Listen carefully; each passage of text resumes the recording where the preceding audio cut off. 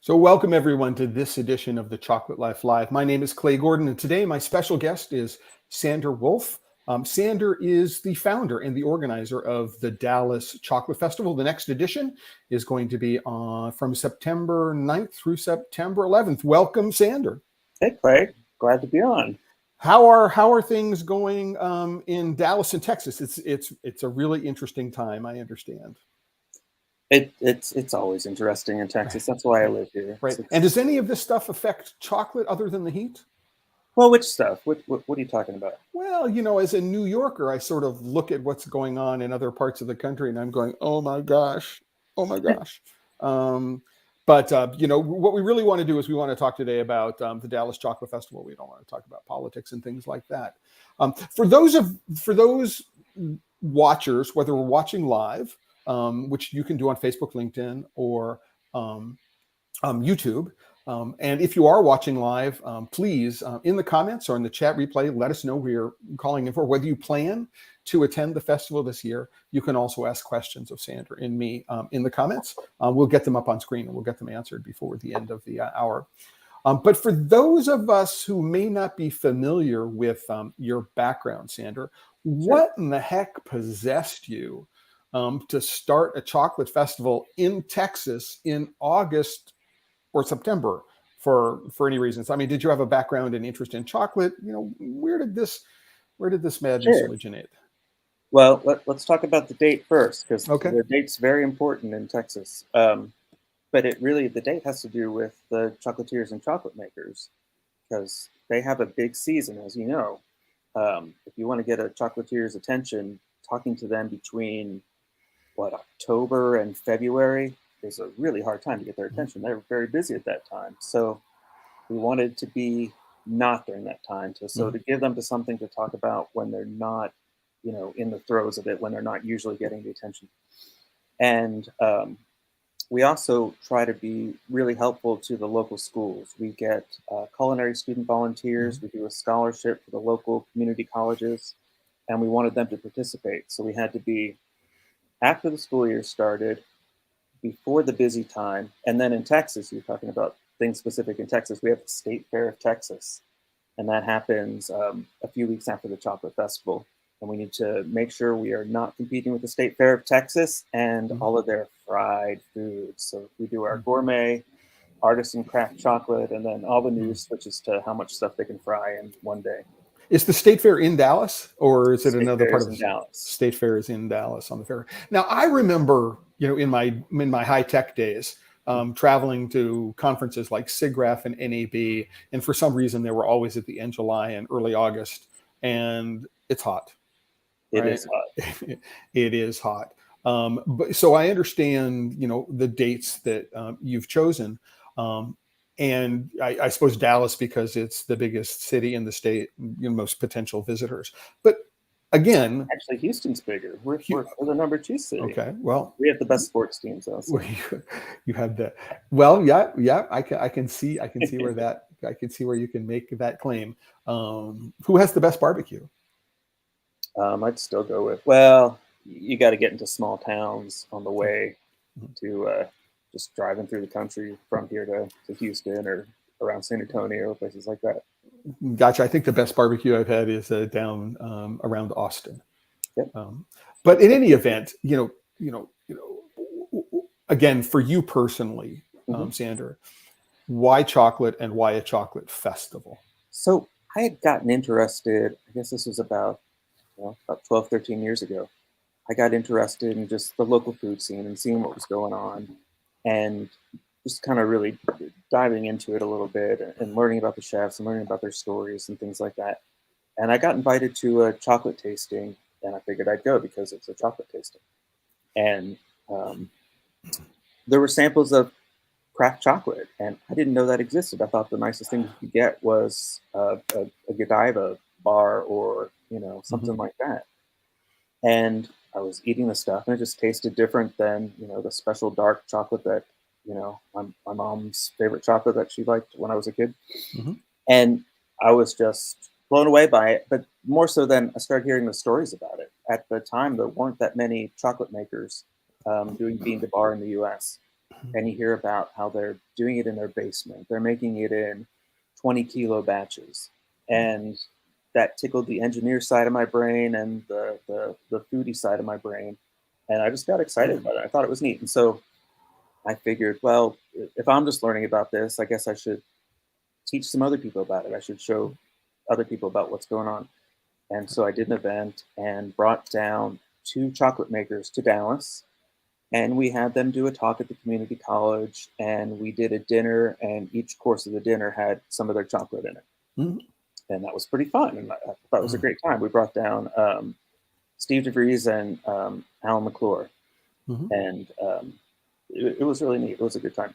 So, And, I have two questions, if I can just jump yeah, in. yeah, yeah. And just if anybody, in case everybody noticed that the quality of the light just changed here, is that all of a sudden the sun has disappeared, and so it's gone behind a cloud, and so you're What looking did you at do my, to the you're sun? looking at my, yeah.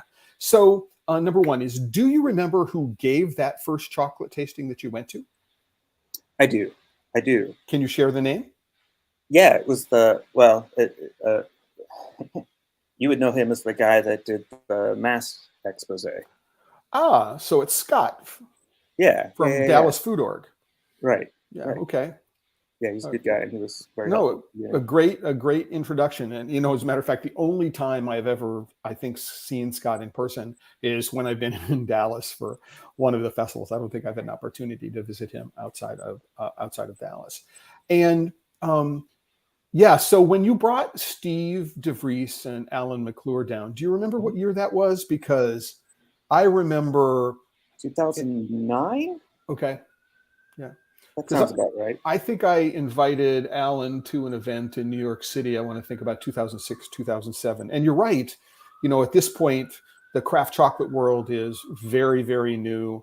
We have somewhere between maybe 10 and 15, maybe 10 and 20 in 2006 anyway, practitioners who Not are out not there. even that. Yeah, I mean, there may have been that many, but you could only name 5.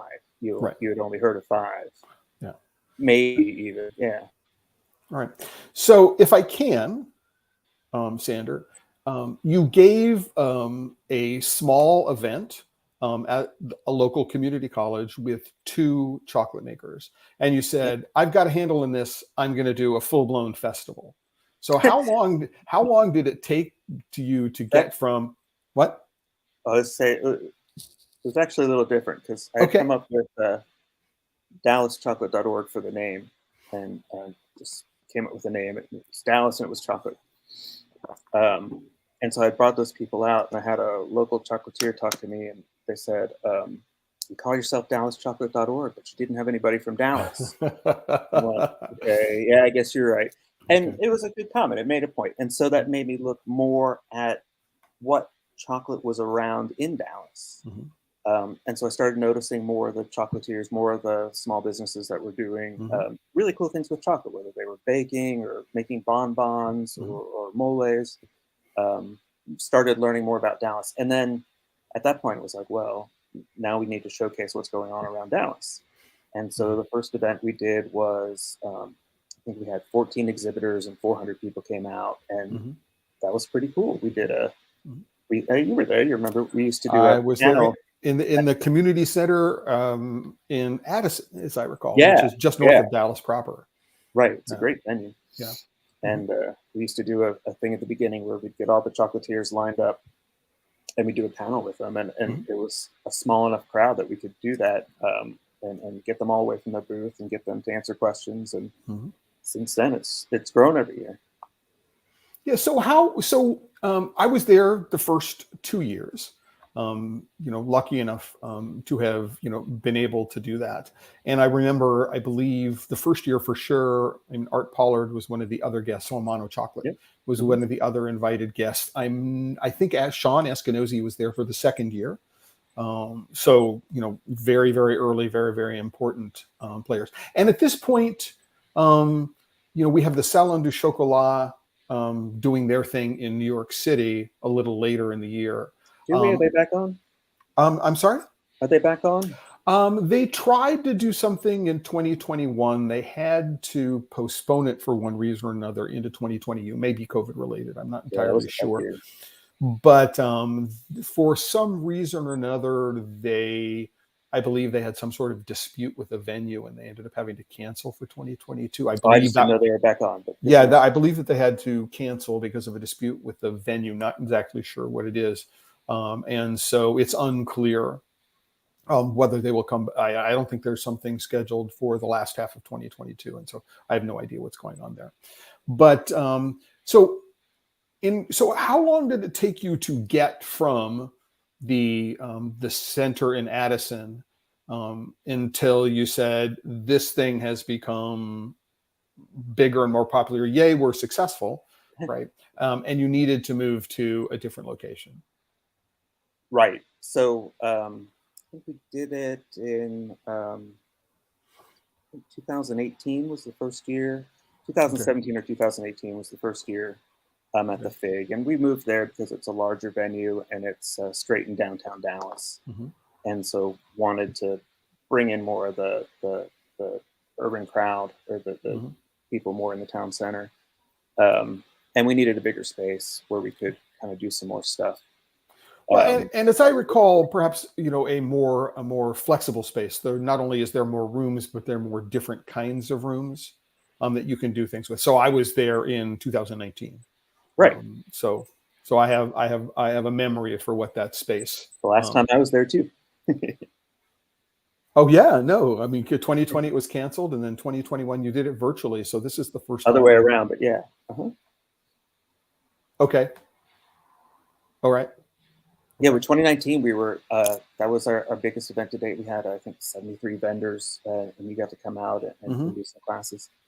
And then the next year, when all of COVID hit, we did the festival in a box, That's correct. and that was we got I think about 40 different Mhm. exhibitors to give us little packets of chocolate, and then we had their booths online, and so we had Mhm. shipped to you. If you were local in Dallas, we had a car service called Alto. We had them deliver it to your door, so you got it fresh, and we could control it the whole way for temperature and for COVID. Mhm. And then you could go online and see the booths and eat the chocolate. We had some classes where you could Mhm. open up your pouch and there'd be a sample one, sample two, sample three. So it was actually like you were there and listening to Mhm. the class. And I thought that was really fun. And I think Mhm. during the height of COVID, it was really neat for people to be able to have that experience. Well, I think that one of the things that I've learned most, and the thing that encouraged me most about the last couple of years, as businesses have been struggling with COVID, is just this adaptability and flexibility. That in fact, not a whole lot of businesses went out of business when you consider how many there are, and the number of new chocolate businesses. I mean, people who said, I'm not interested in sourdough. I'm interested in something else, and chocolate is what that is. I like yourself. The number of new businesses that have started has been, really, really, really quite remarkable. But It's a mixed bag. You've seen okay. companies that were able to adapt Hmm. and really switch from in person to online have done well. Um, some of the others that were based totally, and couldn't make that switch, were really focused on the experience of being in the shop, Hmm. at that particular time, didn't do as well. So, we lost some people and we gained some people. Right. But it is specifically around that notion of how do I adapt my business Oh yeah, to changing yeah. times that we see that. So um, prior to 2009, the first festival at the Addison Center, Sure. had you ever done anything like this before? I think of you as being someone who's involved in sort of IT or software management for a large airline, if I recall, or something in the Close airline enough. industry. I mean, so how I'm a does one geek that go? sits in front of a computer all day and types. Right. So how does one go from there to feeling confident about putting on a chocolate festival? Or is it just a case of I have no idea what it is that I'm getting into, and so I don't know what it is that I don't know, and I'm just blundering through Well, all of the above. I mean, it was it? I wanted to do something a little different. Mhm. I wanted to kind of take on a new project, Mhm. just see what I could do, see what I could give back, see what I could create. Mhm. kind of had an entrepreneurial kind of spirit. And so it was like, okay, well, I can try doing this. And at least get involved with the industry and see what was going on. And you know, how do you get more involved in it than to do something? And I didn't quite know what I was getting into. I mean, I had some of the basics in my head that I could figure out. You know, I was good at calling people and getting information and making spreadsheets and things like that. So I knew it would be something I could tackle. What I didn't know was all the details and all the other things. And I did a lot of things the hard way. You know, I did a lot of things in ways I would do them completely different now. And you just don't know until you do it. But it's also kind of a unique business. There aren't a lot of chocolate festivals for craft chocolate. Then especially, you know, 12 years ago, who are your exhibitors? How are you going to find them? What are you looking for? What kind of standards do you set up for who should be in, who should be out? And that was kind of a learning process too. Well, before I get to my question, I want to say hello to Rihanna, who's clocking in from Facebook today. Rihanna, thank you very much for giving us a shout out. If you're watching somewhere, let us know where you're watching and what part of the world you're from, so we can also say hello and thank you very much for joining us today on the Chocolate Life Live. So yeah, Sandra, I mean, I was going to ask that question. It's like, when you're setting this up, I mean, had you been to another chocolate festival? I mean, did you have personal experience at chocolate festivals or other sort of like gourmet food festivals, like Food and Wine, you know, that sort of thing? Or, you know, were you, you know, trying to intuit this, you know, base, you know, from an entirely new place from your experience? So, my college degree is in music. I went to Berklee College of Music and have a bachelor of music with a major in music production and engineering that Sting handed to me. And so Nice. I had a record label with my wife and a good friend of ours from Boston previous to the chocolate stuff. So I had gone to, all my analogies are to music events. So I've been to CMJ and the New Music Festival. For people who don't know, CMJ is the College Music Journal Festival. Okay. So all the college radio DJs come out, and all the cool indie bands, you know, come out and play shows. And so I'd had a big foot in that world of doing publicity for those events, showing up at those events, having booths at those events, and that was kind of what I based things on. To me, it was, you know, a music festival but chocolate. And actually in my head, it was like, well, what if this turns into like a South by Southwest, but for chocolate one day? And people come out for the classes and, you know, to hang out with their people. And so that was kind of what I based it on and where I had the experience. And some of it translated and some of it didn't. Right. I don't know if you're aware of this, but between my freshman and sophomore years of college, I spent 3 years working in non-commercial FM radio in Portland, Oregon. So a station that was associated with the National Federation of Community Broadcasters. I don't know if you're familiar with them. I'm sorry? Neat. So there's a Pacifica station, WPFT, in your part of the world. So it was aligned with Pacifica Radio Network. But one of the things that I got to do is I got to organize and promote live music festivals, jazz festivals in town, and got, you know, acts like LA4 and Ayarto and Flora Purim. So I have this connection as well. So, and, you know, I've known you now for, you know, 13, 14 years. And I think that might be the first time that I've made that connection with your background.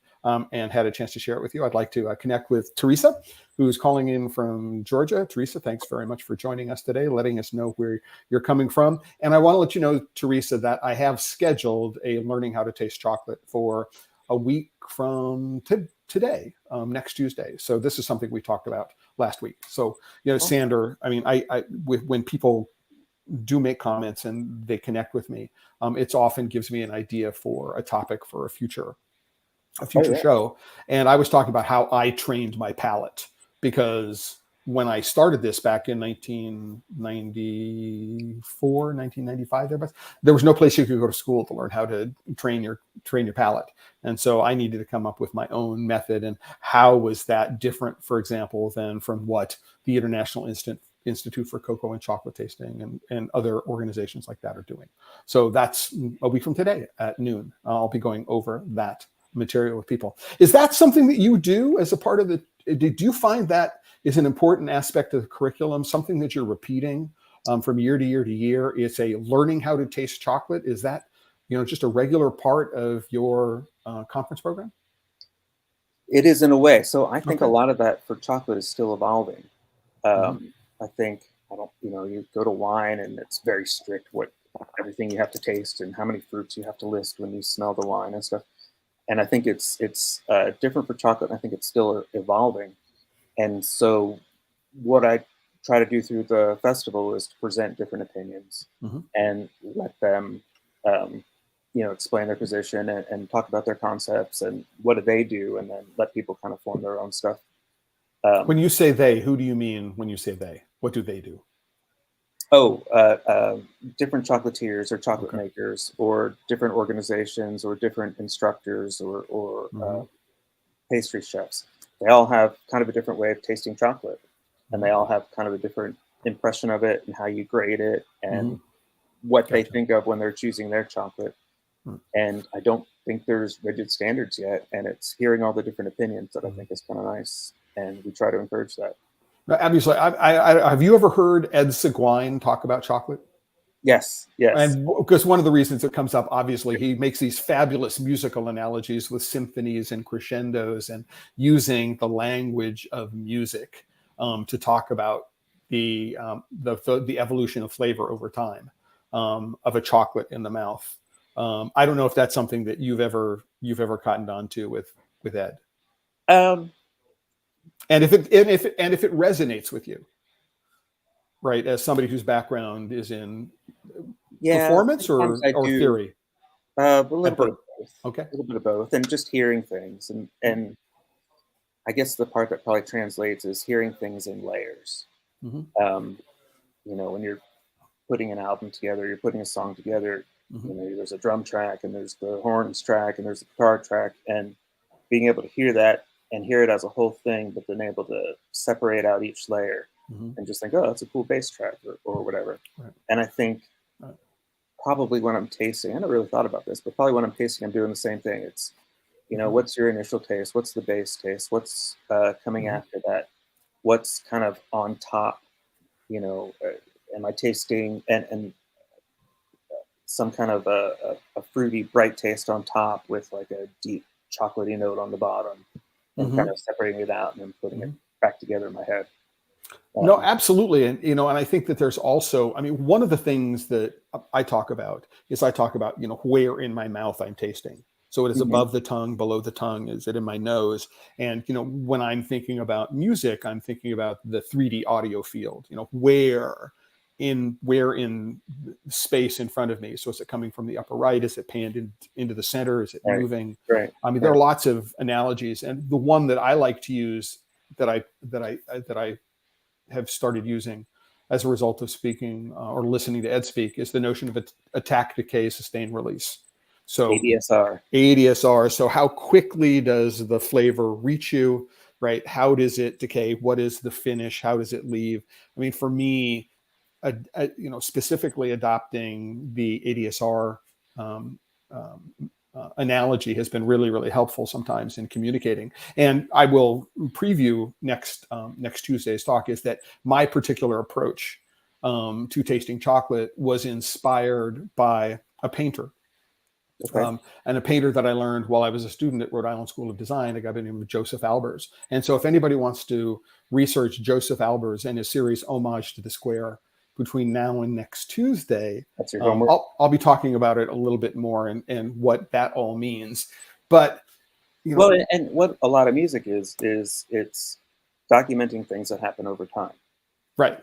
So how do you perceive that? How do you acknowledge that? How do you notate that? And so kind of the same thing you're saying with taste and that same concept is how do things evolve over time, and what do you peg that to? Okay. So before we jump over to the Dallas Chocolate Festival website, what I want to do is I want to get a question from Erickson Cunha, Erickson is someone I met when I was in the state of Pará in Brazil for Chocolate Xingu last month. And he asked a sort of complicated question, but we'll get there. Here in Brazil, we're having some new events focused on cocoa and chocolate. I've been to 2 of them in the month of July. These events try to encourage, he used the word near, but I'm guessing local is probably a better way of translating that. The local community get involved. Erickson has a history with Brazilian agriculture, but what I see in the cocoa sector surprised me a lot. How is the experience in Dallas, which is a city in the middle of the cattle belt? How is the experience about having an event around chocolate? I mean, Right, and that's a fair question. So you focus on different parts of it. We in Dallas are not experts in growing cacao. I mean, I think we have probably one cacao tree, and it's in the at the aquarium in their rainforest exhibit. You know, so it's not a cacao growing city.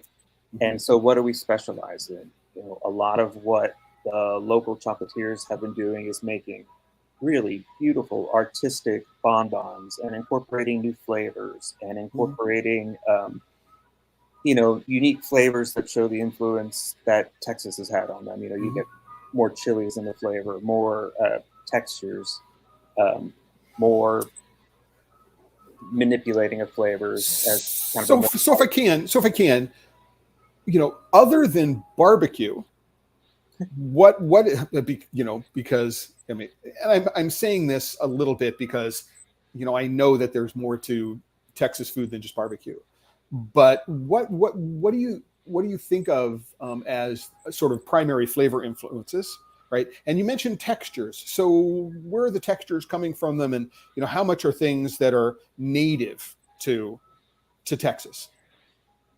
Right? So we talked about the local things. Right. So there's a couple things going on.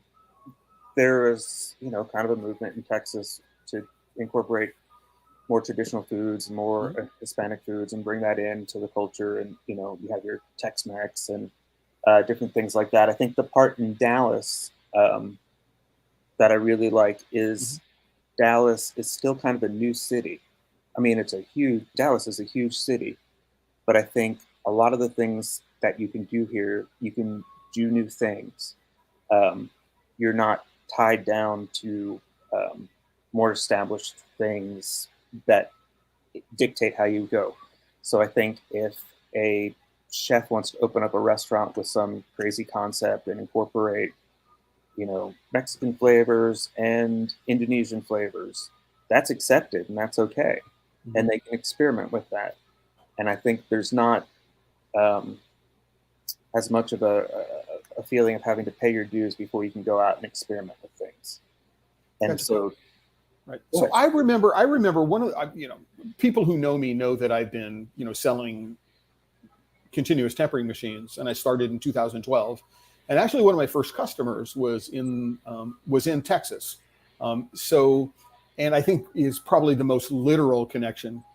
Ice cream truck outside. I don't know if you can hear it in the background, right? That's all I can do is say, I want like a soft serve with that fake chocolate dip in it, just to take me back to, I mean, for people who don't know, I'm in Brighton Beach, Brooklyn. So I'm like a 5-minute walk from the Coney Island boardwalk, which is good and bad, but you know, it is what it is. And for some reason I didn't hear this ice cream truck last summer, but it's been around for the last couple of days. But what I wanted to say is that I'll talk for a minute if you want to run out and grab some. I think it might be rude to sit here and drip all over myself with an ice cream cone. But thank you very much for the offer. What I was going to say is one of my first customers was in Texas, Scott Moore of Tejas, and I think, you know, literally, I mean, what it is that I think his first contribution was he built a roaster around a barbecue pit. Right. And now I think that these days he's focusing more on the barbecue side of things than he is on the chocolate side of things. But this is, you know, more than a decade later, 2012, more than a decade later. I mean, is still involved. I mean, do you think that there's an influence that somebody like Scott has had on what other people are doing in the Dallas area? I Well, mean, sure, and I remember him with his open flame roaster, mhm. because in Texas, when we cook something, there's fire involved, I think was his quote. And he had a point. We're not baking chocolate, we're roasting it over a flame like we would do with, a steak or something. And Brisket. right. Well, Mhm. yeah, exactly. So that's part of it. But I think also part of it, like I was saying, is just the idea that he could be, a guy who had a completely unrelated business and start a chocolate company, Mhm. that there wasn't any barrier for him. Um, Mhm. he had a big warehouse. He was in Texas. He could afford it. Land was cheap. He had plenty of space for it. He had plenty of space to put all his beans. He Mhm. could experiment with arranging cinder blocks and then, how he wanted to do his flame. And people would buy the chocolate, and it was Mhm. good chocolate. And, he could just start right into it while still keeping the day job. And I think that's kind of a thing that Mhm. I don't know if you can do that in New York City. Well, I think that for many, many chocolate makers, having a day job is how they support their chocolate making hobby business to Sure. this day. I mean, it requires, not just the skill of manufacturing chocolate, but marketing and sales and Yeah. distribution skills in order to become a successful and to be able to focus just on chocolate making, having employees doing all the things that are necessary to be successful in that respect, right? So, what I want to say, we are halfway through today. The time has gone crazy. For people who may be just joining us, my guest today is Sandra Wolf, who's the founder of Dallas Chocolate Org and is the founder and organizer of the Dallas Chocolate Festival. We've been talking about the history of the festival, Dallas, Sanders' background before he got into promoting chocolate festivals. And Erickson, what I'd like to do is, Erickson asked this great question. He's connecting from Brazil. I'm probably Sao Paulo, if I'm guessing. But Erickson, please let us know if we answered the question that you asked. And also, I want to jump in and say, Teresa, the series from Joseph Albers that I'm talking about is called Homage to the Square, right? And it is the basis for all of those color theory classes that you took. And you probably have nightmare memories of the smell of Color Aid paper, I'm guessing, or Color Aid paint as a result of having to take color theory based on Joseph Albers' work. But in any event, what I want to do now, Sanders, I want to talk a little bit about the festival itself. So, Sure. if people are interested, what they can do is they can go to thechocolatelife.com. Here is, in fact, the homepage of the Chocolate Life right now, and you'll see that there is a post about this live stream, and you can go to the post. You can click on the live stream post and you can learn about the festival. So a little bit about my history and some graphics so that you're aware of what's going on. Wow. 2009, as we've been talking about. I was there in 2019, so I have a blog. I did a blog post about my participation in 2019. You can read that. And then we have the schedule. So walk us through the schedule for this year, please. Sander, what's going Sure. on during the Dallas Chocolate Conference? What can people expect during VIP night? And what's the difference between the main event on Saturday and the experiences on Sunday? Sure. So we start off with Friday, September 9th. We're doing the Dallas Chocolate Conference. And so that'll be an industry focused event. We'll have students, hopefully the exhibitors and other professionals or semi-professionals or people that want to be professionals in chocolate, and having classes dedicated to people at that different level. Some high-end demos so they can learn new techniques that they can apply in their shop, some ideas for pairings they probably haven't thought of, some classes about equipment and purchasing the right equipment and different things like that. Question is, one of the suggested pairings you're going to look at is chocolate and anchovies. No, Think not about it. thinking about that one. Think about it. Think about it. We have, well, so then we go into our VIP night, which is Mhm. Friday night from 7 to 10. And that's when we'll have all the exhibitors. They'll be sampling and selling. And this is a 21 plus event. So we'll also have some spirits exhibiting. So Okay. we'll have Balcones experience, sampling their whiskeys. We'll have some aperitifs that will be there. We'll have different drinks. We'll have some local beer. And Any of them cacao-inspired beers?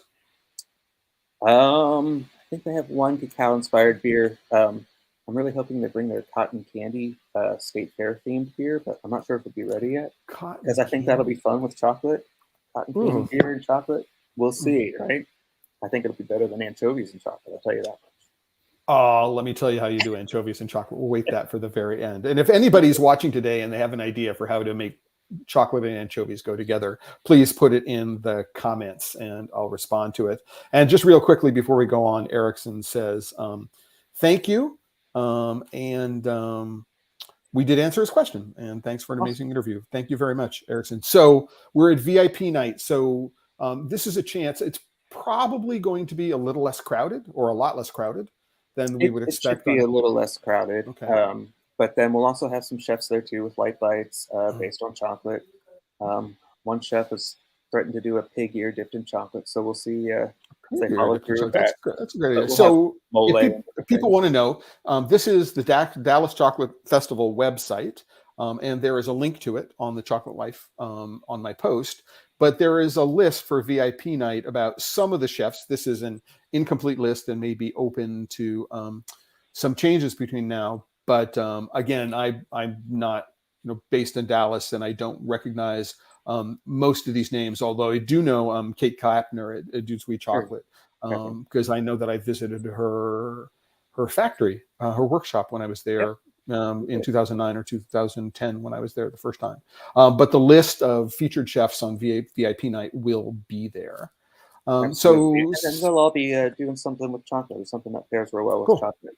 And so it'll be kind of neat to get the savory side too. So you'll have, your savory bite of chocolate, your drink, and then you'll get to see all the exhibitors and, get the first chance to buy their bars and taste what they've brought out. And then we go into the next day, which is the main event, and that's more family oriented, no alcohol, and we'll have all the exhibitors there, and we'll also have classes all day. So we'll have a couple different tracks of classes, so you can see demos for how to make different things. You can learn about, one of the things Erickson was talking about is how do you relate to places where cacao is grown, and so we try to introduce that and have a speaker that talks about that and talks about the whole supply chain and how it works and why the bar is worth $12, and just get that side that people don't normally get. That's a way to get it is by going to some of the classes that we have.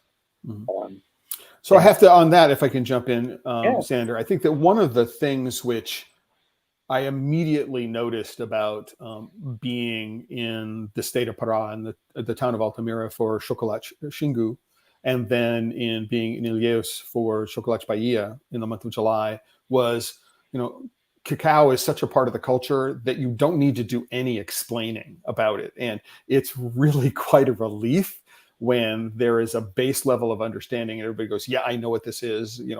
Everybody knows what cupuaçu is. Everybody knows what melva cacao is. Everybody has this base level of understanding. And so the focus of the discussion can be someplace else entirely. It was, as somebody who's been involved in this educational process for 20 some odd years now, it was really quite liberating not having to start from that place. It was a lot of fun. I come at it from the other angle where I think it's really neat to introduce those concepts to people. And it's, you see the end product and, well, let's learn about the rest of it. What's the rest of the chain look like? And I think, letting people know that and showing them that process might be something they haven't seen before. I think that's fun to show them and, see them make that connection actually down to the farmer, to the land. Well, I think it's speaking steps in between. It's awesome. Yeah, I think that speaking to Erickson's question, which is one of the reasons why I brought it up, and you mentioned it again. So if I'm in Dallas, I'm just going to assume that everybody knows what a cow is, and they have an idea about how cows get from the feed lot to the local grocery store. And then they know what barbecue is, and even if they don't do their own, slow smoke kind of stuff. They know someone who does, or they've been to some place where they can buy it. So, you don't have to explain to them the basics of, barbecue brisket, because they're just immersed in that culture. Right. And so you can have a discussion at a very different level, because you're not starting off from the basics. And Right. in at least in the states of Pará and Bahia, where we were, I don't know that it's necessarily like that everywhere in those two states. There's a base understanding. Everybody knows what a cacao tree is. Everybody knows what a cacao pod is. Everybody knows, that fermentation is involved, and, other kinds of things. And so the discussion can start at a different place.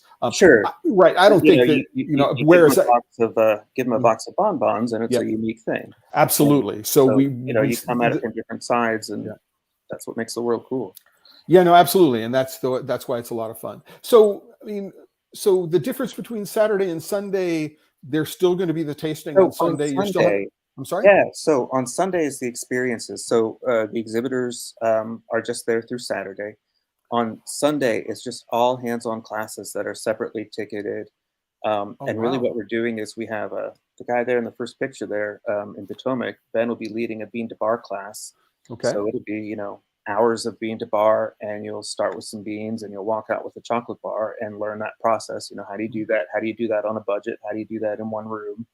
And give you a chance to start learning about that.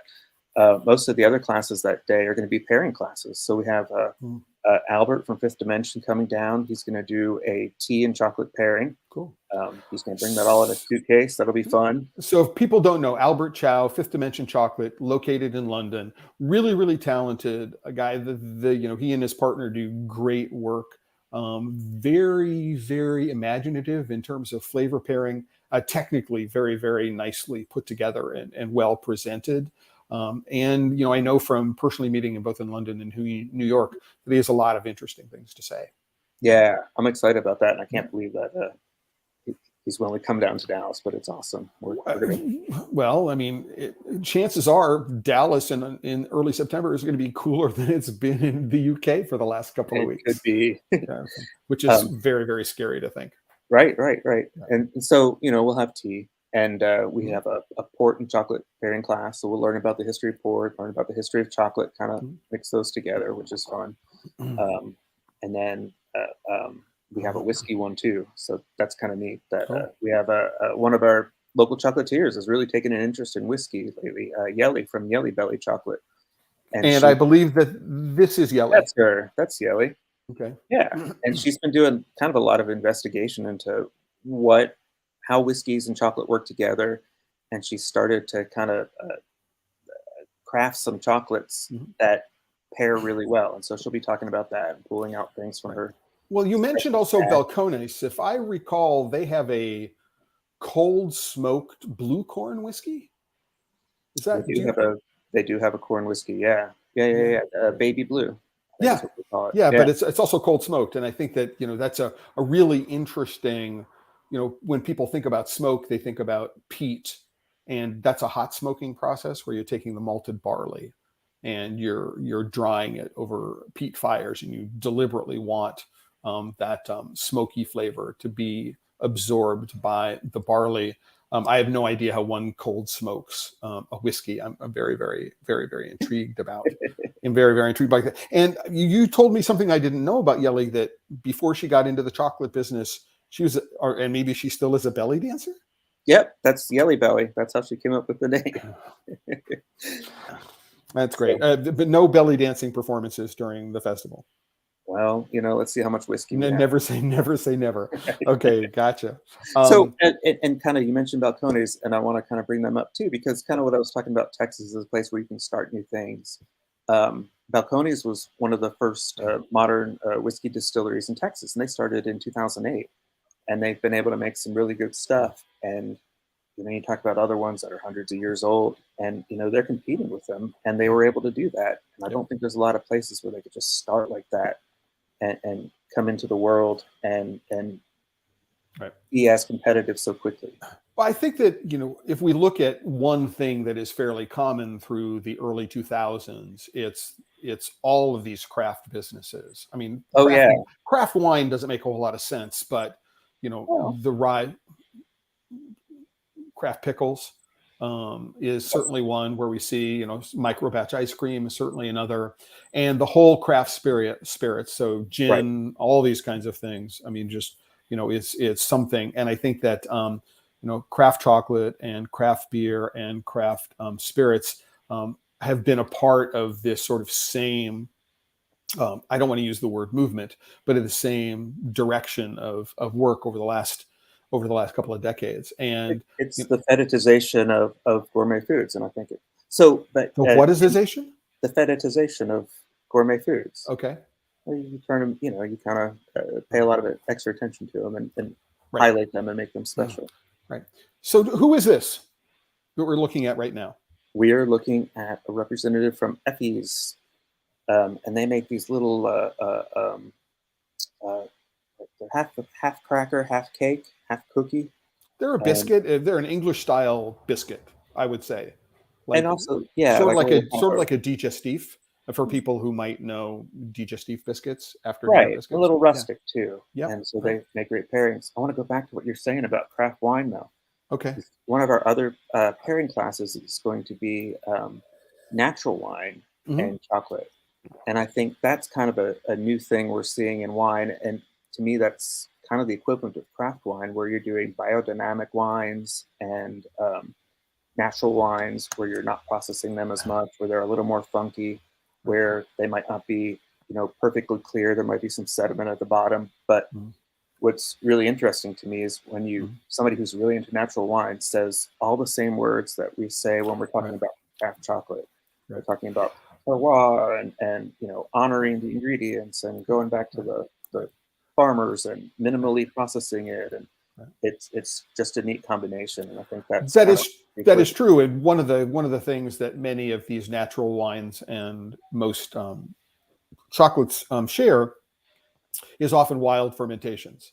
So Right, one of the right, reasons, and when we think about big industrial winemaking and even smaller boutique wineries, there's an enormous amount of science involved. And there's a really good understanding about, which kinds of yeast cultures we're going to use to do X and Y and Z with, in order to be able to deliver a flavor profile. And, it's like, it's very rare that you just take grapes and like throw them on a floor and crush them and hope that they pick up whatever yeast just happened to be in the environment. But that's the way cocoa beans, for the most part, are fermented. It's just whatever right, is naturally in the environment. right, So right. when I think about, well, yeah, so natural wines you definitely share a lot of the characteristics of what we think of as craft chocolate. But one of the things I will say is that I'm a huge fan of Effie's. I probably met them for Okay, the first time me too. at a fancy food show. They do have a nice biscuit which has got cocoa in it, Hmm. right? But these are one of my favorite biscuits for pairing with cheeses of all kinds. I mean, just really, really brilliant. And it's the sort of thing that if you wanted to do a biscuit crust for a some sort of cake or something like a chocolate cheesecake or something like that, would definitely be top of my list for something. And they're available all over the place. You just don't have to go to a specialty festival in order to get them. They're really quite fabulous. Highly recommended for my experience. Are they going to be there this year as well? Yes, they Effie's with will. them? Yeah, Cool. That's and I great. can find their stuff in Whole Foods, which a lot of It, the kind of yeah, stuff. I don't have a Whole Foods near where I am in the middle of nowhere in Brooklyn, but Okay, I have to go into downtown Brooklyn, which for me is like 30 minutes on a subway in order to get there. That's there how you go. far It's out I worth am. it. Yeah. So, and when I have to make that shopping trip, I'll go to Trader Joe's before I go to Whole Foods. Just want to say. So these are the guys at Madhu. Yeah, they're from Austin, so um, they Yeah. When you are. say the Dallas Chocolate Festival, you're talking about Texas focused, not just Dallas focused, right?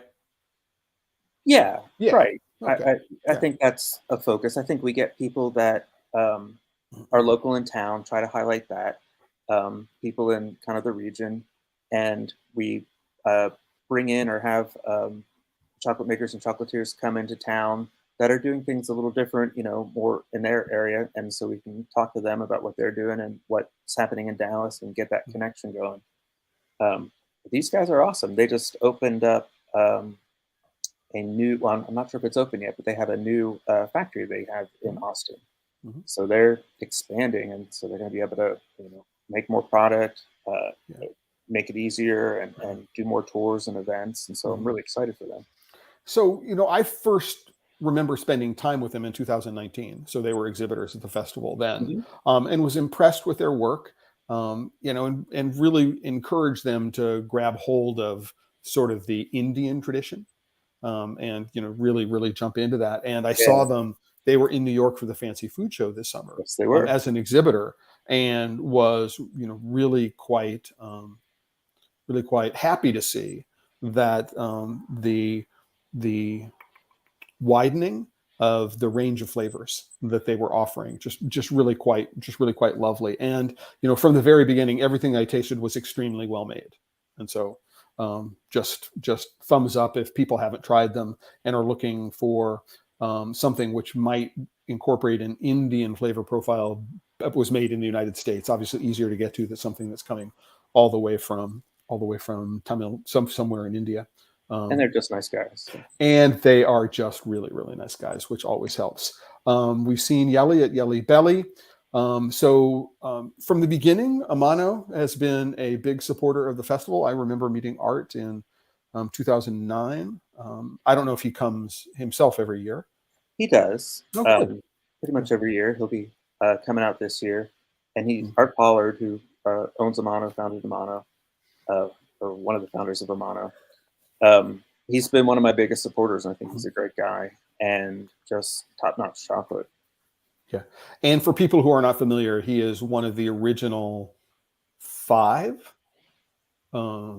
craft chocolate makers that, came to prominence, after, Scharfenberger Chocolate Maker started in 1996. So Amano was among the earliest, to join. So if you're not familiar with their chocolate, I mean, when Art is on his A game, he is certainly consistently been one of the better chocolate makers, in the United States.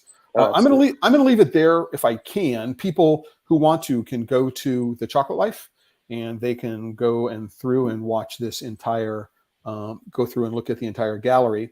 What I've also done for people who may want to know, is I found some videos on YouTube. So the 2017 and 2018 festivals, both of which are at the Fig, and then a little press, interview that I saw, and that one takes place, I believe, in the Addison. So you get a chance to see a little bit about the evolution of what it is that's going on. Also, as you continue, there's a list for festival tickets. Um, so you can, purchase tickets if you're going to be in Dallas, have a lot of fun. And, if you're reading this, you're watching this, there is a code, and you can save $5 off the price of every ticket that you purchase, just for seeing this page on the Chocolate Life. And thanks to Sander for offering that up for Sure. us, for what's going on. And what I want to do is I want to spend the last couple of minutes here at Dallas, on this session about the Dallas Chocolate Festival. Sandra, if you don't mind. Sure. Teresa, from Atlanta has asked an interesting question, which is, I would love to see a chocolate festival happen in Atlanta. If Yes. someone was thinking about this type of undertaking, what is the one piece of advice you would give to them? I know what it is. Run for the hills. Don't even consider it. No, I'm just kidding. No, come on. What is the one piece of advice you would give them? And what do you wish you knew back in 2009 that you know now? All very good questions. The first thing I would start with is talk to the people at Cocoa Town because they've been wanting to do one in Okay. Atlanta too. Teresa is associated with Cocoa Town. Well, there you go. All right. So I thought the name looked familiar. Um, I think the part that I didn't really know too much about was how to get sponsors and what the role of sponsors is in an organization, in an event. And also, I had ideas of how to treat the exhibitors, but I hadn't really put it all together yet, and was doing a lot of things ad hoc and kind of in the moment, which now I can plan for. And Mhm. so it's being able to anticipate things that I didn't do before. And so it was a lot of reacting to things, and now I can plan better. So everybody's going to be hungry at lunch. Um, Mhm. you're going to need to have somebody running the merch stand. Those are things you can't improvise. You need to plan for those. People are going to need to be checked in for tickets. sort of what times they're going to start to arrive so you can staff up for those times. Just the mechanics of it, I think, are interesting. And so one of the things I've offered, and some people have taken me up on it, if you want to run a festival, come volunteer at mine. I'll show you everything. There's no trade secrets, you know. I love going to other people's festivals, so that's always available. Come volunteer. I'll let you at least experience behind the scenes and see what's going on. I can't overstate the importance of something like that. I mean, excuse me, certainly when I was organizing the first couple of jazz festivals that I organized for KBOO-FM, if there's a Portlander who's watching this, I worked for KBOO in the late 1970s. I mean, one of the things that I learned, I got to take advantage of, was the fact that there were people in the radio station who'd been doing this for years before I did. And fortunately, somebody was thinking about sort of institutional memory. And so they had written a whole bunch of procedures down. And so when I did these things, I didn't have to make this stuff up from scratch. Right. And really, really important. I think that the other thing that I've sort of learned is, it's so, and this is perhaps do you find people who've been to the festival return every year? I mean, how important do you think it is to be able to say, okay, here's the base format for what it is that I'm doing, and I innovate in little ways around the base format, right? So that when people come, there's things that they can expect to understand that are familiar, right? But there's always something new. I mean, Right. How important is that aspect of things for you? So it's a big part of it. So we have a lot of repeat customers, a lot of people that have been to the event and want to come out to the next one and see what new exhibitors there are. We also have a different theme for the Chocolate Festival every year. So it's kind of what's this year's a theme? unique presentation. Magic? The magic of chocolate. Oh. So we have we're gonna have magicians. They're gonna have cocoa beans and like make them disappear.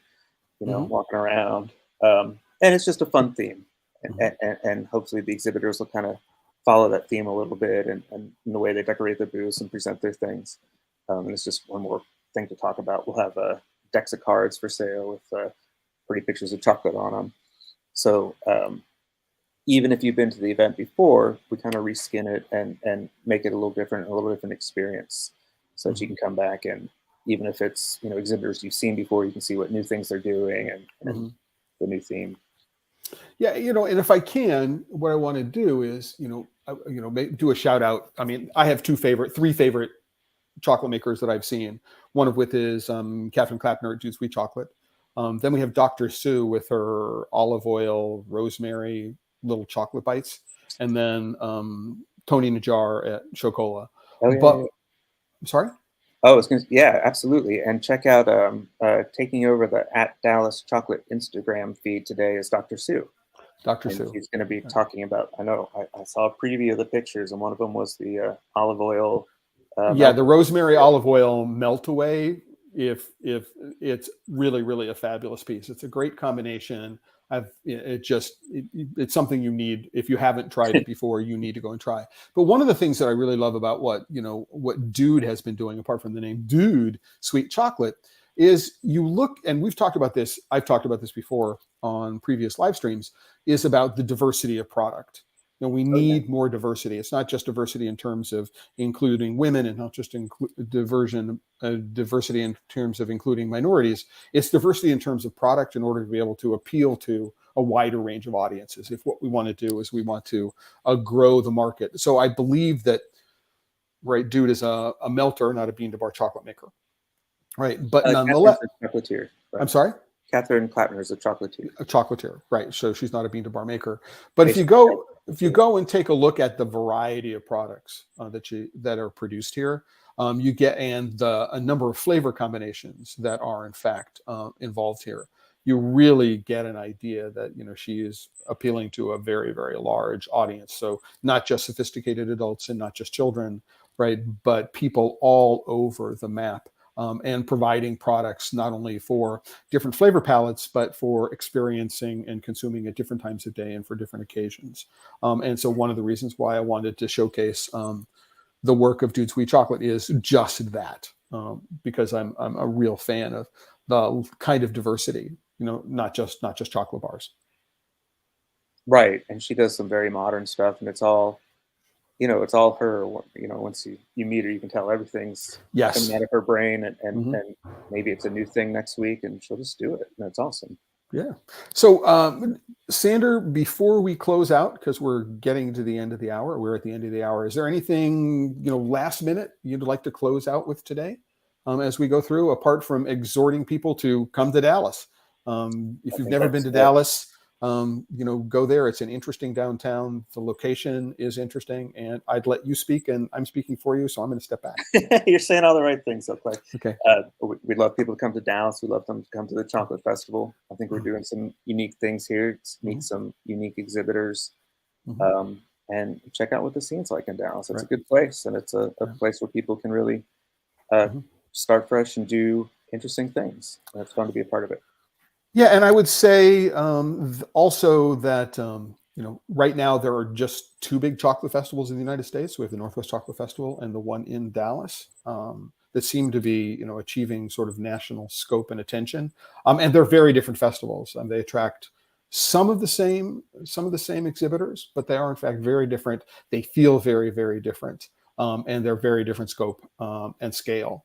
And so there's an intimacy to what's going on at the Fig, which I think is really, really fun. And I would encourage people to go experience, as well as an opportunity to get some fabulous barbecue and other local foods. All right, what's going on? And with that, Sandra, I want to say thank you very much for being my guest here today, Thanks for having me, and Clay. thanks everyone who who entered some comments and let us know, and questions about where you're calling in from. And a final one, which I'm going to get from Blue Spruce Chocolates in Colorado, which is about the application of color theory to chocolate tasting. So, we've had a number of, I do a monthly Chocolate Life member live streams, for want of a better term. So it's like private via Google Meet. And so I've had a chance to have this discussion, and we've been talking about tasting chocolate. And so, Teresa, this is the people at Blue Spruce saying, it's an interesting kind of concept. And I will be providing the entire background as well as the worksheets that I created to go and do this, so that you can see if it works. If it works for you, it's a very, very different approach to that. And with that, I want to again thank you very, very much, Sandra, for being here. Looking forward, I don't know at this point whether I'm going to be able to join you in Dallas. I hope that I will be able to. It depends on another piece of work that I'm doing that may keep me away. But until then, hey, again, thank you very much. And to everybody, this coming Friday, we've got a debunking chocolate claims live stream. I'll be posting about that later today or tomorrow morning. And next Tuesday, we're doing a learning how to taste live stream. The process I went through in teaching myself how to taste when there were no classes on how to do that back in 1996, when I first got started doing that. And with that, everybody, remember, if you're working with chocolate and you're not having fun, you're doing it wrong. Ciao, ciao.